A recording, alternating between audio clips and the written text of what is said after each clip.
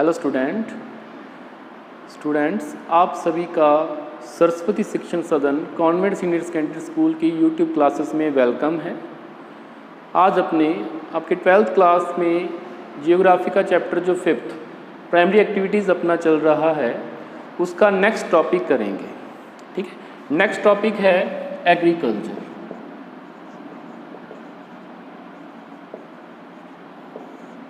Agriculture क्या होती है? एग्रीकल्चर की डेफिनेशन अपने लिखें तो agriculture is the science and art of cultivating the soil, growing crops and raising livestock। ठीक है, तो एग्रीकल्चर क्या है? एक आर्ट है, कला है, साइंस है, विज्ञान दोनों का, कला और विज्ञान दोनों का कॉम्बिनेशन है, जिसमें क्या किया जाता है कि सॉइल को कल्टीवेट किया जाता है, सॉइल की जुताई की जाती है। ठीक है, उसको मैनेज रखा जाता है, उसके साथ उसमें क्रॉप्स, डिफरेंट टाइप्स की क्रॉप को ग्रो किया जाता है, और उसके साथ साथ ही जो पशुधन होता है, डिफरेंट टाइप्स के पशु होते हैं, दूध देने वाले, मांस देने वाले या पोल्ट्री है, तो वो इन सभी का कम्बिनेशन अपने को क्या कह देते हैं? उसे एग्रीकल्चर कह देते हैं। तो एग्रीकल्चर अपना आज का टॉपिक है। इसमें अपने 2-3 टाइप की जो एग्रीकल्चर हैं, टाइप्स ऑफ एग्रीकल्चर, वो पढ़ेंगे। तो उसे स्टार्ट करने से पहले एक जो इम्पोर्टेंट एस्पेक्ट है एग्रीकल्चर के बारे में, वो क्या है कि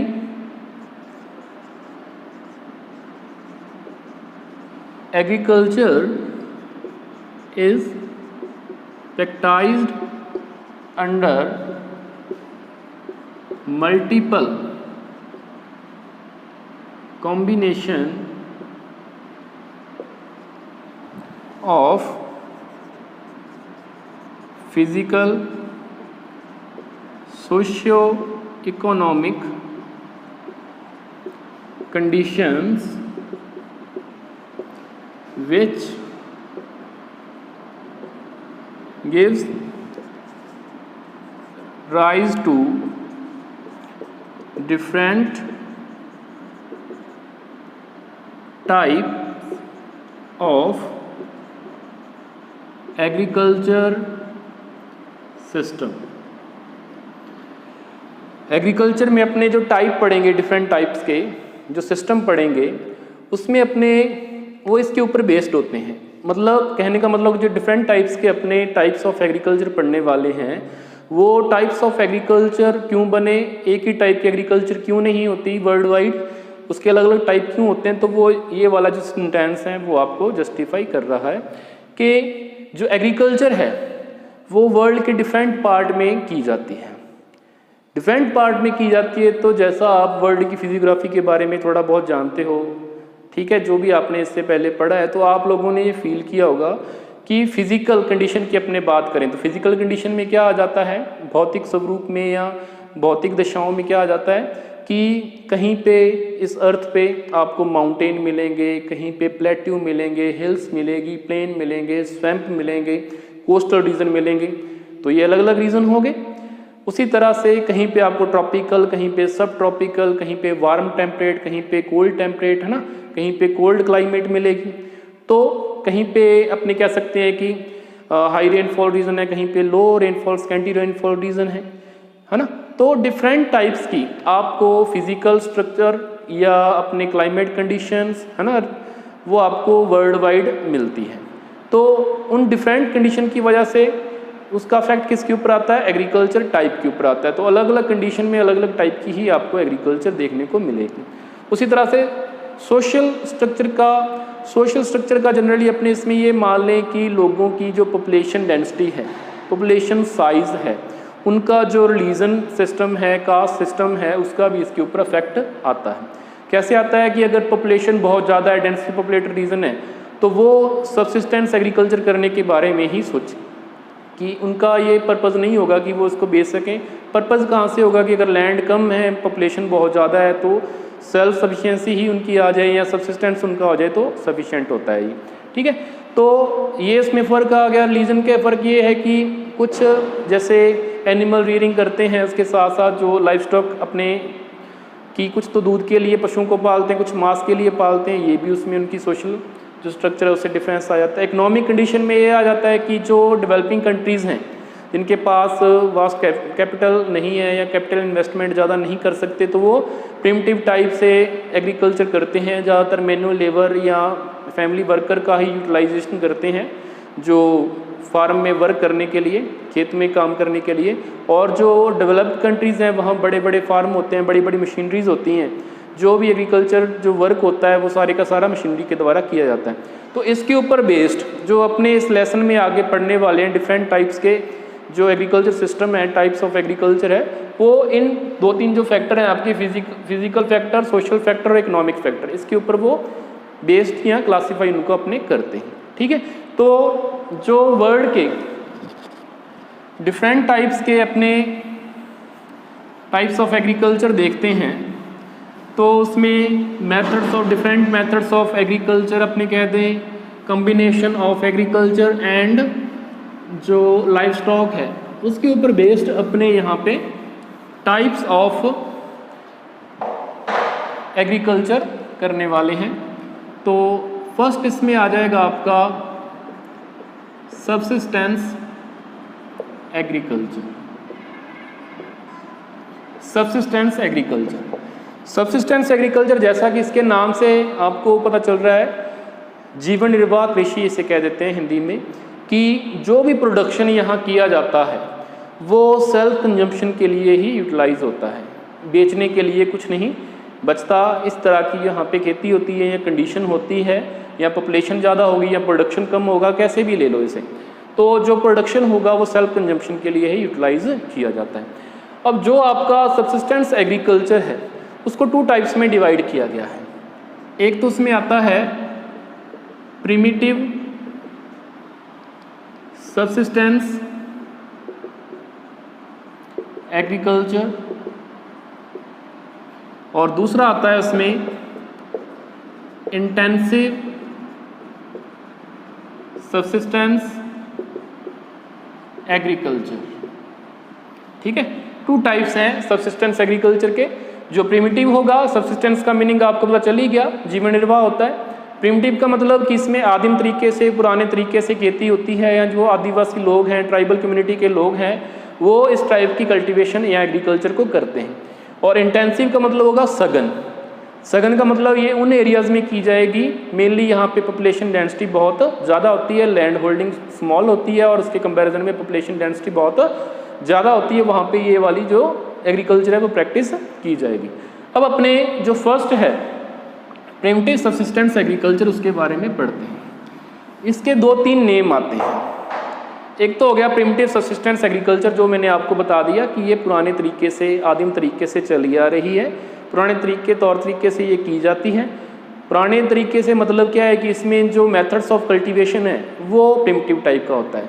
कहने का मतलब इसमें जो टूल्स यूज़ किए जाते हैं, एग्रीकल्चर टूल्स या इक्विपमेंट, वो प्रिमिटिव टाइप की हैं, जिसमें क्या होता है कि स्टिक या होय, लकड़ी या खुरपी का जो उपयोग है ज़मीन को खोदने के लिए किया जाता है। जो बीज बोते हैं वो ब्रॉडकास्टिंग मेथड से ऐसे बिखेर के बोते हैं, तो ये इसमें सिस्टम यूज़ किया जाता है। ये इसके प्रिमिटिव सब्सिस्टेंस एग्रीकल्चर नेम से आपको एक पॉइंट एक्सप्लेन हो गया। इसका दूसरा पॉइंट है या दूसरा नाम है, इसको अपने क्या कहते हैं, स्लैश एंड बर्न कल्टीवेशन, ठीक है। स्लैश एंड बर्न से मतलब क्या है कि जनरली ये उन रीजन में की जाती है, ट्रॉपिकल एवरग्रीन फॉरेस्ट रीजन में, या ट्रॉपिकल जो आपका वेट डेसिडियस फॉरेस्ट रीजन है वहाँ पे ये की जाती है। मतलब वहाँ पे रेनफॉल टेम्परेचर की कोई कमी नहीं होती और वहाँ पे डेंस फॉरेस्ट होते हैं। यहाँ पे क्या किया जाता है कि जो फॉरेस्ट होते हैं कोई अच्छी सी जगह देखकर, यहाँ पे वेल ड्रेनेज है। वेल ड्रेनेज का मतलब क्या है कि यहाँ पे पानी भरता नहीं है, नीची जगह नहीं है, वहाँ रेनफॉल होने के बाद से पानी का फ्लो हो जाता है, ड्रेनेज हो जाता है, अपवाह हो जाता है। तो उस जगह को चूज़ करके वहाँ पे जो ट्रीज़ होते हैं उनको काट दिया जाता है और जला दिया जाता है। जिससे उससे जो राख या ऐश बनती है उससे जो सॉइल है उसकी फर्टिलिटी बढ़ जाती है या उसमें सॉइल फर्टाइल हो जाती है। फिर उस सॉइल में वहाँ पे 2-3 सालों के लिए 3-4 सालों के लिए वहाँ पे खेती की जाती है। जब वहाँ पे फर्टिलिटी ख़त्म हो जाती है तो उसके बाद क्या होता है, एक नया नाम आता है इसका, शिफ्टिंग कल्टीवेशन। इसके लिए जो यूज़ किया जाता है कि जब उसकी फर्टिलिटी ख़त्म हो जाती है तो उस जगह को या उस खेत को छोड़कर जो लोग हैं उसके आसपास या कोई और जगह तलाश कर लेते हैं, ठीक है, और जगह तलाश कर लेते हैं। तो कहने का मतलब क्या हो गया कि जो उनका पहले फील्ड था उसको उन्होंने छोड़कर किसी और फील्ड में चले गए। तो यहाँ पे क्या होता है, रोटेशन ऑफ फील्ड होता है। जनरली जो अपने सेडेंट्री एग्रीकल्चर करते हैं, स्थानबद्ध कृषि करते हैं अपने एरिया में, वहाँ पे रोटेशन ऑफ क्रॉप होता है सॉइल की फर्टिलिटी को मेंटेन रखने के लिए। लेकिन यहाँ पे क्या किया जाता है, कोई ऐसा फर्टिलाइज़र वगैरह तो इसमें यूज़ किए नहीं जाते या मैन्यूर यूज़ नहीं किए जाते। यहाँ तो सिर्फ ऐश होती है, उसकी वजह से 2-3 सालों तक फर्टिलिटी उसकी मेंटेन रहती है। उसके बाद नए फिर से पौधे उगने लग जाते हैं या उसकी फर्टिलिटी भी कम हो जाती है। तो इस वजह से वो पूरे खेत को ही जो अपने शिफ्ट कर देते हैं, एक जगह से दूसरे जगह चले जाते हैं। तो इस वजह से इसको शिफ्टिंग कल्टीवेशन कहते हैं। तो इसके जो तीनों नाम हैं उसी से आपको ये जो प्रिमिटिव सब्सिस्टेंस एग्रीकल्चर का टाइप है वो आपको समझ में आ जाएगा, ठीक है। अब इसमें एक बात और है, ये तो आप इसमें समझ गए कि क्या क्या होता है। अब जनरली एक इसकी प्रॉब्लम और भी होती है कि इसमें जो शिफ्टिंग कल्टीवेशन है या ये साइकिल होता है खेतों को चेंज करने का, जिसको इंडिया में झूमिंग बोल देते हैं शिफ्टिंग कल्टीवेशन को। तो जो झूम साइकिल होता है वो धीरे धीरे क्या होता जाता है कि खेतों को चेंज करते रहते हैं, ठीक है, नई जगह ढूंढते रहते हैं और फर्टिलिटी ख़त्म होती रहती है। तो धीरे धीरे इनका जो झूम साइकिल है वो छोटा होता जाता है, जिससे इनको प्रॉब्लम फेस होनी शुरू हो जाती है कि फिर से इनको वापस उसी खेत में आना पड़ता है जिसकी फर्टिलिटी अभी तक नेचुरली मेंटेन नहीं हुई। तो इनको जो फूड के लिए दिक्कतें आनी शुरू हो जाती है, क्रॉप प्रोडक्शन बिल्कुल कम हो जाता है इनको, ठीक है। तो ये वाली प्रॉब्लम भी यहाँ पे इनको फेस करनी पड़ती है क्योंकि ये कोई सिस्टमेटिक ढंग नहीं है, प्रिमिटिव मेथड है। तो इसमें प्रॉपर अपने कह सकते हैं कि एग्रीकल्चर सिस्टम डेवलप नहीं हुआ है, जिसकी वजह से इनको कुछ डिफ़िकल्टीज फेस करनी पड़ती है। अब जो प्रिमिटिव सब्सिस्टेंस एग्रीकल्चर है इसको डिफरेंट पार्ट्स ऑफ वर्ल्ड में डिफरेंट नेम से, डिफरेंट लोकल नेम से जाना जाता है, ठीक है। यहाँ पे अपन सभी की डिस्कशन कर लेते हैं। जैसे इंडिया में इसको बोलते हैं झूमिंग, ठीक है, ठीक है, झूमिंग कहते हैं। श्रीलंका में इसको बोलते हैं चैना, ब्राज़ील में इसको बोलते हैं रोका, मैक्सिको एंड सेंट्रल अमेरिका में इसको बोलते हैं मिल्पा, मलेशिया एंड इंडोनेशिया में इसको बोलते हैं लादांग, वियतनाम में से बोलते हैं रे, थाईलैंड में से बोलते हैं टेमराए और वेनेजुएला में इसे बोलते हैं कोनोकू, ठीक है। तो ये इसके कुछ लोकल नेम हैं जो डिफरेंट पार्ट्स ऑफ वर्ल्ड में इसके लिए यूटिलाइज किए जाते हैं, यूज़ किए जाते हैं। अब इसके बाद अपने सब्सिस्टेंस एग्रीकल्चर का जो दूसरा पार्ट है वो करते हैं, जिसमें आएगा intensive subsistence agriculture.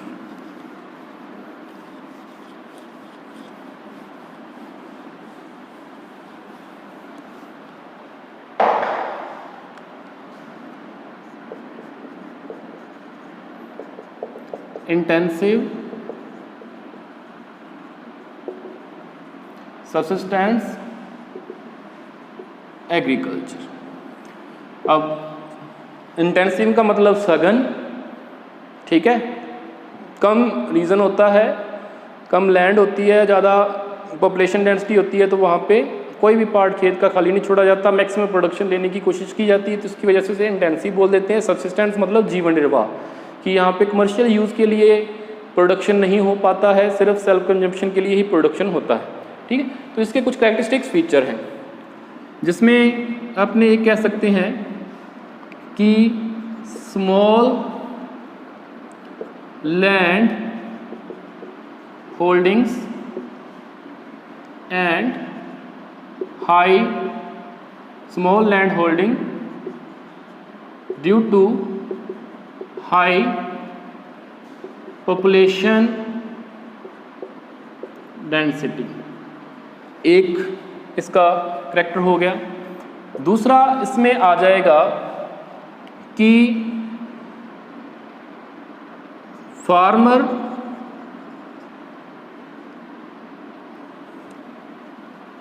No use of machinery, farmer work in their field with family members और मैनुअल लेबर, कि यहाँ पे मशीनरी का यूटिलाइजेशन नहीं किया जाता। जो फार्मर हैं वो अपने खेतों में अपने जो फैमिली मेंबर हैं या मैनुअल लेबर हैं उसके साथ ही जो काम है वो किया जाता है, मेनली हाथों से ही काम इसमें किया जाता है। और इसमें क्या है कि अपने बात कर लेते हैं use farm yard manure to maintain soil fertility. Farm yard manure का यूज़ किया जाता है यहाँ पे सॉइल फर्टिलिटी को मेंटेन करने के लिए। ठीक है, क्योंकि यहाँ पे बहुत इंटेंस लेबर है, इंटेंसिव यूज़ ऑफ लेबर किया जाता है, लैंड होल्डिंग छोटी होती है, पॉपुलेशन ज़्यादा होती है, तो कम लैंड से ज़्यादा लोगों का पेट भरना होता है, तो इसकी वजह से इनको प्रोडक्शन भी बहुत ज़्यादा चाहिए होता है और ऐसा होता भी है। प्रोडक्शन बहुत ज़्यादा होता है, प्रोडक्शन ज़्यादा होता है तो कहने का मतलब कि यहाँ पे क्या होता है कि पर हाई यील्ड पर हेक्टेयर यहाँ पे हाई यील्ड प्रोडक्शन होता है। बट क्योंकि पॉपुलेशन बहुत ज़्यादा है और लैंड बहुत कम है, इसकी वजह से ज़्यादा प्रोडक्शन होने के कारण भी यहाँ पे पर पर्सन जो लो पर पर्सन यील्ड और प्रोडक्शन, पर पर्सन प्रोडक्शन जो होता है या हर व्यक्ति के जो हिस्से में प्रोडक्शन आता है वो कम ही आता है, ये एक इसका कैरेक्टरिस्टिक फीचर है। अब ये कैरेक्टरिस्टिक फीचर है तो ये दोनों जो इंटेंसिव सब्सिस्टेंस एग्रीकल्चर है उसको 2 टाइप्स में डिवाइड किया गया है। 2 टाइप्स में डिवाइड कैसे किया गया है? On the basis of climate, soil, physical factor and other geographical factor, इसको 2 टाइप्स में डिवाइड किया गया है। जिन एरियाज में तो अपने कह सकते हैं कि हाई रेनफॉल होता है, रेनफॉल ज़्यादा होता है, ठीक है, या वहाँ पे फ्लड प्लेन्स हैं, वहाँ पे क्या होता है, इसका टाइप जो होता है उसे अपने कह देते हैं intensive subsistence agriculture dominated by weight paddy cultivation. ठीक है, वहाँ पे पैडी कल्टीवेशन या धान की खेती होती है, उसके ये कैरेक्टर होते हैं। ठीक है, और दूसरा यहाँ पे जो क्लाइमेटिक कंडीशन है, फिजिकल फैक्टर है या सॉइल टाइप कुछ डिफरेंट टाइप का होता है, तो वहाँ पे जो एग्रीकल्चर का टाइप है, इंटेंसिव सब्सिस्टेंस एग्रीकल्चर का टाइप है, वो चेंज हो जाता है, जिसे अपने कह देते हैं इंटेंसिव सब्सिस्टेंस एग्रीकल्चर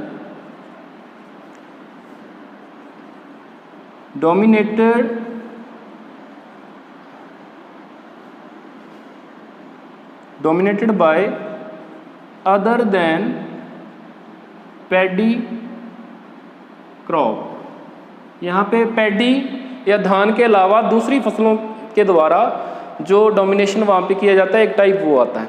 तो यहाँ पे डोमिनेशन किसके द्वारा किया जाता है, तो उसमें आ जाते हैं आपके जैसे वीट हो गया, बार्ले हो गया, सोयाबीन हो गया, ठीक है, सोरगम हो गया। तो ये कहाँ कहाँ होती है? नॉर्थ चाइना, मंचूरिया और north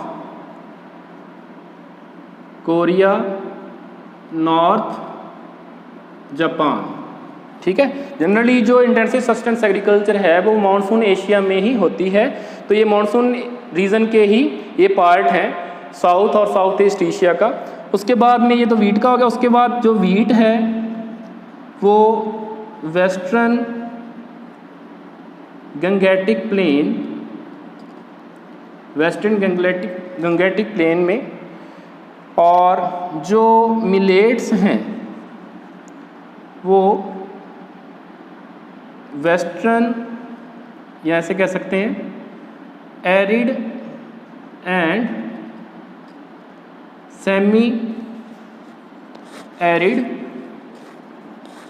region of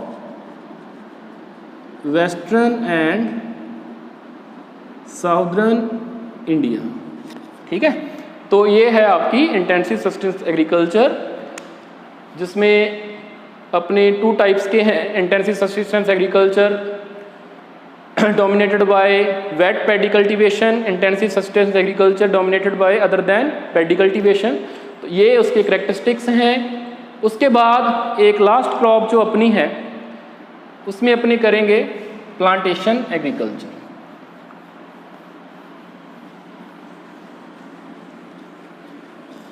plantation agriculture mainly जो यूरोपियंस हैं जिन्होंने अपने कॉलोनीज़ बनाए थे एशियन और अफ्रीकन कंट्रीज़ में मेनली, तो उनके द्वारा यहाँ की ट्रॉपिकल और सब ट्रॉपिकल कंडीशन के अकॉर्डिंग यहाँ पे उस क्लाइमेट के अकॉर्डिंग जो कमर्शियल क्रॉप्स हैं उनको यहाँ पे लगाया गया।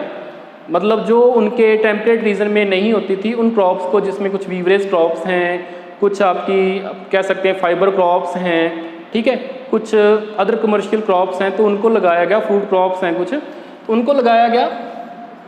और उसके बाद अपने देखेंगे भी कि काफ़ी टाइम तक उनके अंडर में रहा ये प्लांटेशन का जो वर्क है, प्लांटेशन एग्रीकल्चर है। बाद में जैसे कंट्री जो इंडिपेंडेंट हुए हैं तो उनकी गवर्नमेंट या वहाँ के फार्मर के अंडर में वो वर्क जो है वो आ गया। लेकिन वो शुरू किसके द्वारा किया गया था? प्लांटेशन एग्रीकल्चर ये शुरू किया गया था यूरोपियंस लोगों के द्वारा। तो प्लांटेशन एग्रीकल्चर में कौन कौन सी क्रॉप आती हैं? तो उसमें सबसे पहले अपने करेंगे tea, coffee, cocoa, banana, sugar cane, cotton, pineapple, ठीक है। तो ये कुछ कोकोनट आ गया, ये कुछ क्रॉप्स हैं जिनको अपने प्लांटेशन क्रॉप्स कह देते हैं, ठीक है। अब प्लांटेशन एग्रीकल्चर में कुछ उनके कैरेक्टरिस्टिक फीचर हैं।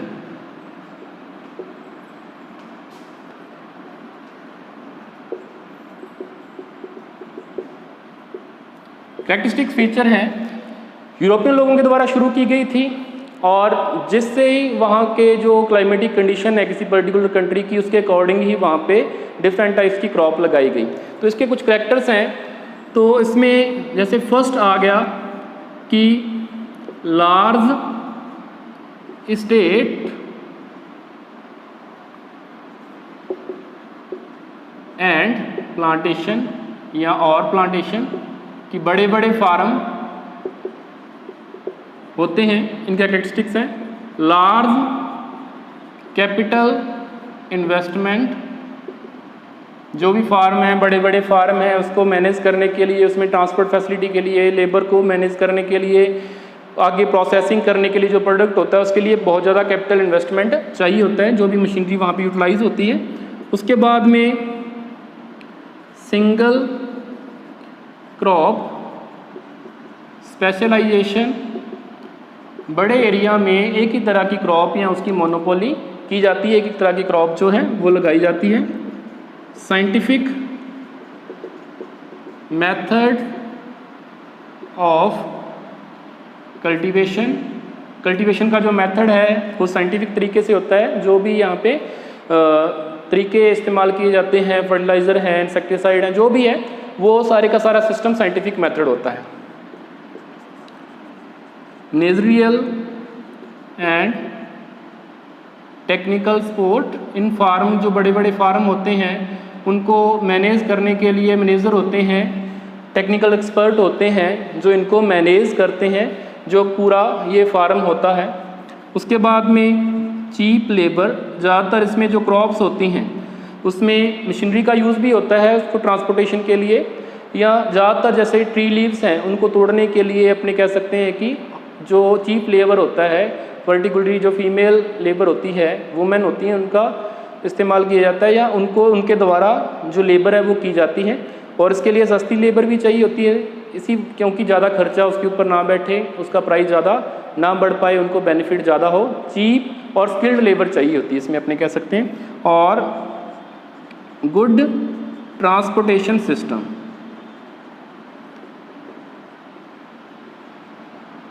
ठीक है, जो भी प्रोडक्शन होता है फार्म का उससे प्रोसेसिंग यूनिट तक लेके जाने के लिए, प्रोसेसिंग यूनिट के बाद में वहाँ उसे एक्सपोर्ट करने के लिए भी वहाँ पे गुड ट्रांसपोर्ट सिस्टम का होना ज़रूरी होता है।